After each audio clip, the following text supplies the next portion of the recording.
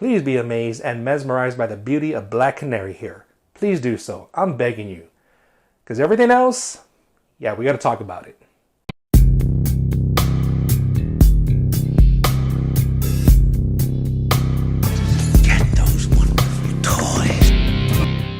Alright, so in the house today we have 1/3 scale Prime 1's Museum Master line, Black Canary. So let's start off with the ugly and then let's finish on a high note with the good. The entire base, folks, I am not understanding it. Not saying that it doesn't look good, but just the concept of it, it's a complete miss for me. Now, Black Canary is a character that's known for hand-to-hand combat. I mean, she's duked it out with a lot of people, including Batman himself, and she's able to hold her own. And her special ability is she can scream very, very loud to the point where her opponents are rendered helpless, or if she needed to distract them or create an opportunity for escape. With this base, when I first see it without even knowing who the character is, I'm thinking this is some kind of cloud, sky scenery, something of that nature.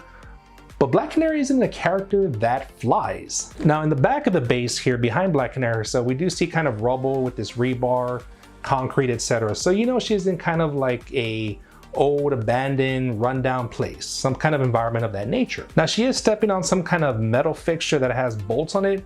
Not really sure what it's supposed to be. But the overall concept of the base, I feel it's a sky theme, cloud theme, which does not go with her at all. So I'm just assuming that this cloud slash smoke effect is supposed to represent maybe like dirt or grime, something of that nature, just kind of flying in the air, kind of to give that really grittiness of the environment. But if that's the case, I would have personally not have done this smoke effect, because honestly, it looks like clouds to me. I would have made the design to be more of a back alley kind of feel. So kind of trash, sewage, rundown buildings, gravel, dirt, grime, etc. Maybe this thing she's standing over is supposed to be a manhole cover. Again, I don't really know, guys. Then you throw this back concrete wall here, and I'm just like, what am I looking at here? Really, like, what is this supposed to be? But that's all I had to say, and that's my comment on the ugly of the statue. Now the bad. Now the portraits are very, very stunning, very beautiful, but the facial expressions do not tell the story of what's going on here. Now she does have switch out arms, but all of her poses are kind of her posing in kind of a combative stance, ready to fight, ready to go. But her portraits resemble like she's trying to look cute, she's trying to look beautiful, which she absolutely does. But my whole thing is, if you're in a combat or getting ready to engage in combat, you're not looking to look cute. With one of her switch outs, she's actually holding her hand something like this, and I'll show it to you. Kind of like that pose of like, come on, sucker, bring it on, but she's looking sexy at the same time. To me, I would have expected a portrait that would look kind of menacing, grinning, getting excited about the combat, but her facial expressions do not show that. Her hair is very beautiful, very immaculate. Lots of layers here, lots of flips going out, and that worries the hell out of me. Because when you have a lot of pieces sticking out, yes, it looks fantastic, it looks amazing, but that increases the chances of it breaking somewhere. But I guess it's just a risk we have to take if you want something to look real badass like this. Hey guys, I just want to take a quick second to thank you for watching up to this point. Now, if you like the content so far, definitely give me that thumbs up. Also subscribe if you haven't done so already. Doesn't cost you a dime, but it helps me out tremendously. So the good. Let's go ahead and talk about the base a little bit more, guys. Now the bottom of the base here, it has Black Canary's logo right here, right in front, which I absolutely love. Now I could be completely wrong, but the rest of the bottom of the base here, surrounding it, right here we can see is the sirens, the sound effects, the sound waves kind of blasting out, going to surrounding the rest of the statue. Or the rest of the base, I should say. And the bottom does have this metal fixture here, you know, just little engravings, carvings, line work that's just done. So although I do not agree with the concept of the base, the execution of it done flawlessly. And the paint job here is done well. So we do have a lot of grays, a lot of whites, and a lot of in-betweens, those colors, grays, whites, darker, lighter, etc., etc.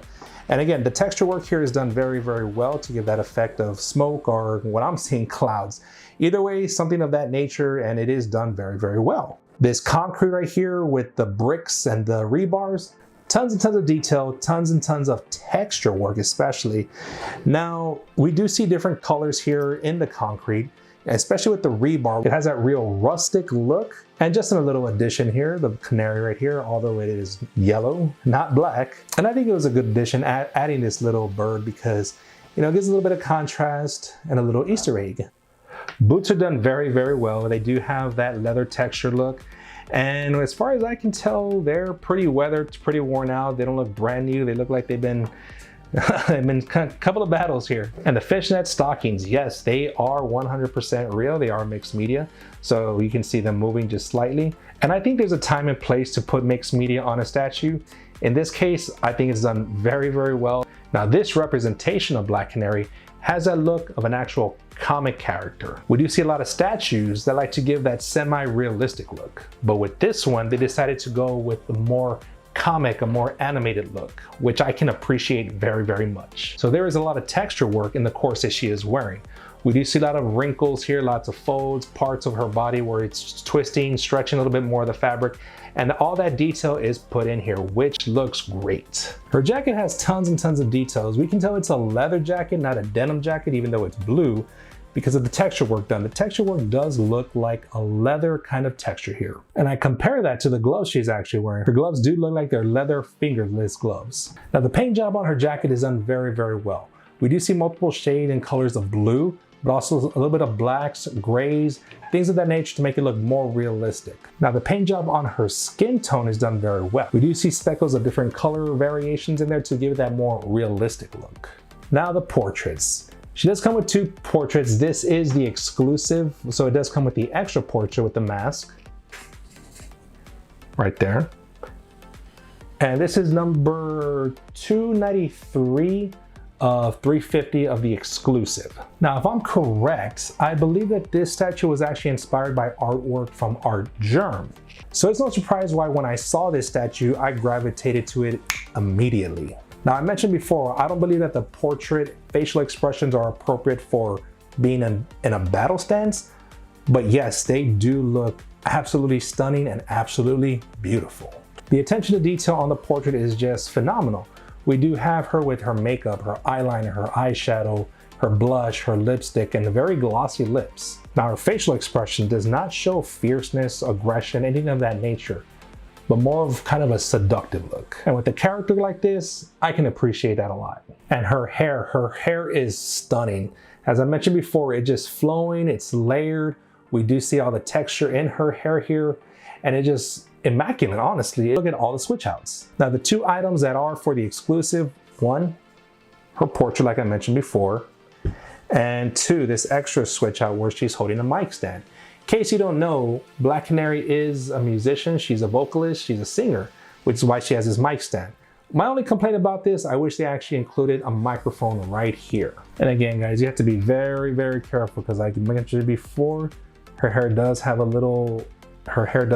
lot of just strands flowing everywhere. So that's one thing that scares the hell out of me, that these strands will break.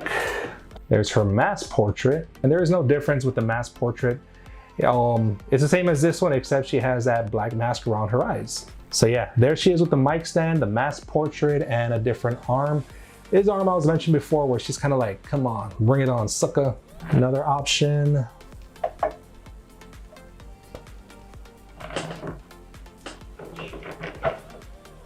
This one holding a fist up. And for the switch outs, this is probably my least favorite. Yeah, it does look good, very highly detailed, but at the same time, just like she's just holding a fist up. Like, what is she trying to say? What is she trying to express?